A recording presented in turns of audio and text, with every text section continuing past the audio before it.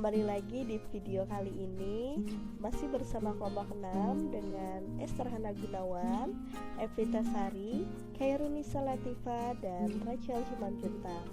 Kali ini kami mau mempresentasikan tentang analisis PT Bank Maya pada TBK. Yang pertama ada elemen environment, yaitu jumlah materi yang digunakan selama proses produksi. Dalam kegiatan operasionalnya, Bank Mayapada masih belum menggunakan material yang ramah lingkungan, seperti kertas. Dengan begitu, Bank Mayapada berupaya untuk mendukung budaya eco-green, yaitu dengan menerapkan efisiensi pemakaian kertas seperti memanfaatkan surat elektronik, e-billing, e-statement, dan aplikasi elektronik lainnya. Sehingga dengan menerapkan teknologi akan mengurangi pemakaian kertas dikarenakan pemakaian kertas pada tahun 2019 sebesar 3.438 rim dan 1.092 rim yang penggunaan kertas di kantor Mayapada Pusat. Selanjutnya adalah material use by weight sebagai bentuk tanggung jawab lingkungan dari Bank Mayapada. Kegiatan yang dilakukan adalah sebagai berikut, seperti investasi pada lingkungan dan penanaman pohon atau bibit. Lalu ada direct energy consumption by primary activity. Bank Mayapada membutuhkan energi berupa listrik yang dipasok dari PT PLN. Di kantor pusat dan beberapa kantor cabang juga terdapat genset berbahan bakar solar untuk menunjang implementasi zero downtime dalam memberikan informasi berbasis teknologi. Bila terjadi pemadaman listrik, energi yang digunakan oleh perusahaan adalah bahan bakar minyak untuk menjalankan kendaraan operasional. Secara berkala, perusahaan juga melakukan pemeliharaan kendaraan transportasi untuk mengoptimalkan kinerja mesin guna efisiensi energi dan menekankan emisi yang berlebih. Untuk data tabel yang digunakan selama proses produksi bank terdapat di tabel di bawah ini ya. Lalu, upaya yang dilakukan Bank Mayapada untuk melakukan penghematan energi dan mencegah perubahan iklim baik di kantor pusat maupun kantor cabang, yaitu dengan pertama, penghematan energi melalui penggantian lampu konvensional dengan lampu jenis LED. Yang kedua, menggunakan alat komunikasi jarak jauh untuk membatasi perjalanan bisnis yang dapat dilakukan secara daring. Yang ketiga, ada penghematan pemakaian lampu, alat pendingin ruangan, dan mengurangi sampah listrik. Total greenhouse gas emission by weight. Sepanjang tahun 2019, Bank Mayapada belum menghitung jumlah emisi, keseriusan emisi, serta pengurangan emisi yang dihasilkan dari aktivitas operasional perbankan. Tetapi demikian, bank lewat vendor mencatat kalau segala kendaraan operasional sudah dinyatakan lulus uji kelayakan serta penuhi persyaratan layak jalur. Tidak hanya itu, Bank Mayapada juga berupaya menghalangi waktu untuk menggunakan kendaraan operasional guna menunjang efisiensi pemakaian BBM serta terpenuhinya standar gas buang emisi. Total water withdrawal. Jumlah air yang digunakan selama proses produksi dari PT Bank Mayapada TBK tidak ada karena Bank Mayapada tidak menggunakan air dalam proses kegiatannya. Selanjutnya itu elemen yang kedua adalah learning and growth. Ada 4 indikator. Yang pertama adalah indikator employee training program, dan sudah ada 3 pelatihan yang dilakukan di Bank Mayapada, yaitu yang pertama adalah pelatihan pemahaman dan kesadaran aspek keberlanjutan dan pentingnya peran perbankan dalam berkontribusi pada pembangunan berkelanjutan. Lalu yang kedua adalah pelatihan green building atau green construction untuk pemimpin dan karyawan yang berhubungan dengan debitur. Yang ketiga ada juga pelatihan untuk debitur UMKM. Selanjutnya indikator yang kedua adalah total jam pelatihan para karyawan.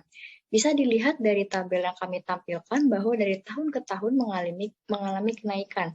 Itu mengapa? Karena Bank Mayapada mengedepankan proses pembelajaran dan pelatihan karyawan bagi kemajuan Bank Mayapada. Selanjutnya indikator yang ketiga adalah employee turnover rate atau tingkat keluar masuk karyawan di perusahaan. Bisa dilihat dari tabel bahwa dari tahun ke tahun sempat mengalami penurunan, kemudian kenaikan lagi. Itu merupakan Bank Mayapada sangat memperhatikan tingkat keluar masuk karyawannya untuk mendukung perkembangan Bank Mayapada. Lalu, indikator yang terakhir yaitu Employee Trained in Anti-Corruption. Bank Mayapada juga melakukan satu program training anti korupsi bagi karyawannya, yaitu penerapan strategi anti-fraud yang merupakan bagian dari praktik tata kelola perusahaan yang baik.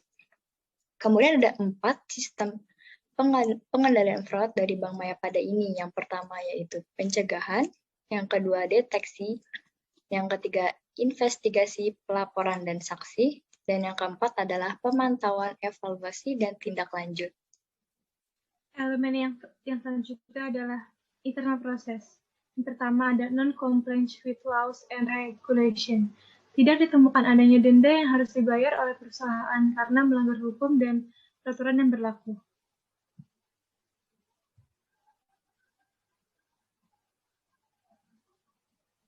Selanjutnya adalah employee receiving performance reviews. Dalam hal kinerja para pegawainya, Bank Mayapada mengadakan evaluasi kerja dan kenaikan jabatan. Secara berkala, Bank Mayapada melakukan survei kepuasan pelanggan atas produk dan jasa yang diluncurkan. Pada kepuasan survei nasabah, terdapat aspek-aspek yang dievaluasi, yaitu fasilitas bank, kualitas layanan pegawai, keamanan yang diberikan, dan loyalitas nasabah.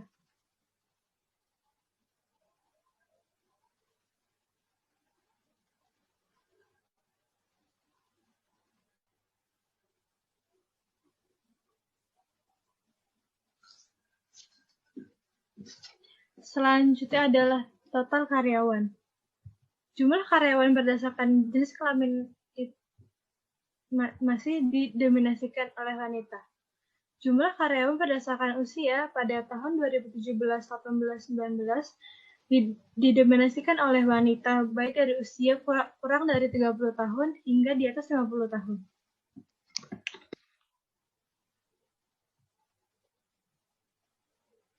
Jumlah karyawan berdasarkan gender dan jabatan dan jumlah karyawan berdasarkan gender dan pendidikan juga masih didominasikan oleh wanita, baik tahun 2017, 18, dan 2019.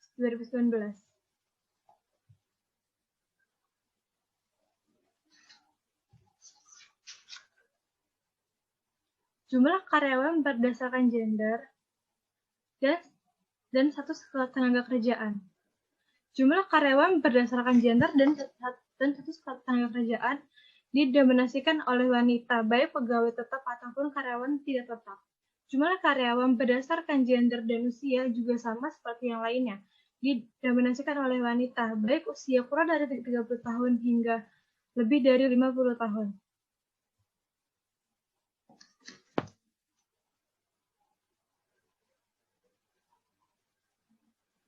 Perputaran karyawan berdasarkan usia.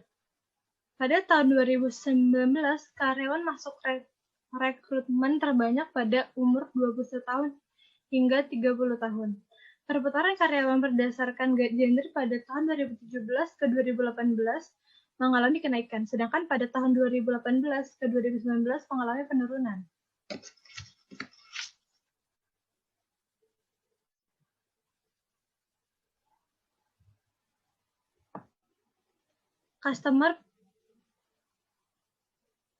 Customer Privacy Breach Complaint.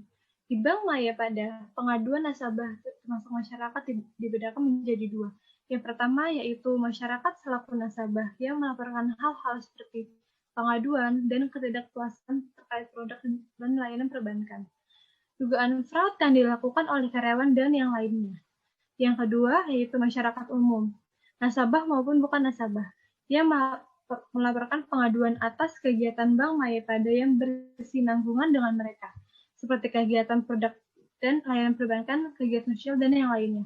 Pada tahun 2018, terdapat 666 jumlah pengaduan, sedangkan pada tahun 2019 mengalami kenaikan sejumlah yang berjumlah 1.204 jumlah pengaduan.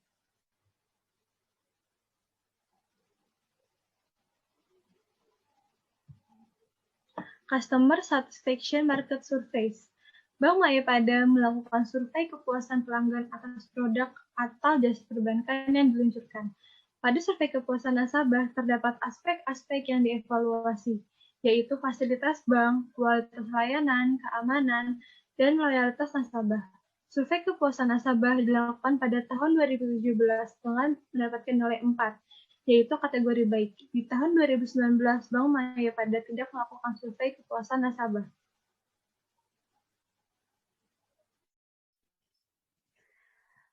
Baik, selanjutnya yaitu elemen finansial. Local hiring di setiap penerimaan calon karyawan Bank Mayapada menerapkan asas kesetaraan. Selama tahun 2019, terdapat 346 orang karyawan baru untuk mengisi kebutuhan pekerjaan dan mendukung perkembangan perusahaan. Bank Mayapada juga memberikan kesempatan untuk magang bagi mahasiswa yang akan atau baru lulus agar dapat mengenal dan belajar menerapkan pengetahuannya dalam dunia kerja. Selanjutnya yaitu local supplier standing. Dalam kegiatan operasionalnya, Bank Mayapada belum menggunakan material yang ramah lingkungan. Namun demikian, Bank Mayapada berupaya mendukung budaya ramah lingkungan yang mulai diterapkan di kantor pusat dan cabang. Salah satu upaya ini adalah himbauan untuk efisiensi pemakaian kertas dengan memanfaatkan surat elektronik, yaitu e-billing, e-statement, dan aplikasi elektronik lainnya. Penggunaan energi juga menunjang kegiatan operasional perbankan.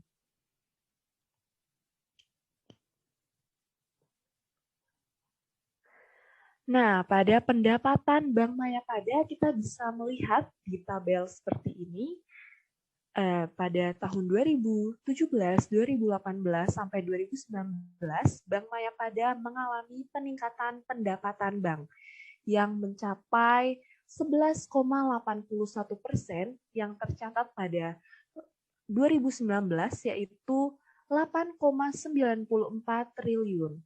Dan atau tumbuh 3,28% lebih tinggi dari target.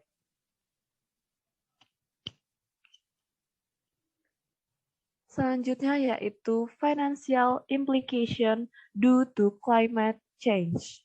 Nah, pada tahun 2019 menjadi tonggak baru bagi Bank Mayapada untuk memulai perjalanan dalam melaporkan kinerja keberlanjutan mereka.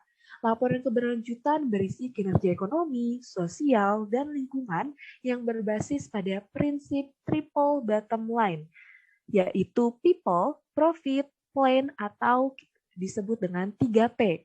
Implementasi ini sejalan dengan respon bank dalam menyikapi perkembangan ekonomi global dan adanya peraturan otoritas jasa keuangan, yaitu POJK, nomor POJK yaitu 51 POJK 03 2017 tentang implementasi keuangan berkelanjutan bagi lembaga jasa keuangan, emiten, dan perusahaan. Nah, kita lanjut ke sesi tanya jawab. Saya akan menjawab pertanyaan pertama, yaitu bagaimana pendapat kami terhadap laporan keberlanjutan perusahaan yang kami analisis? Apakah sudah memenuhi kaidah atau ketentuan pelaporan keberlanjutan?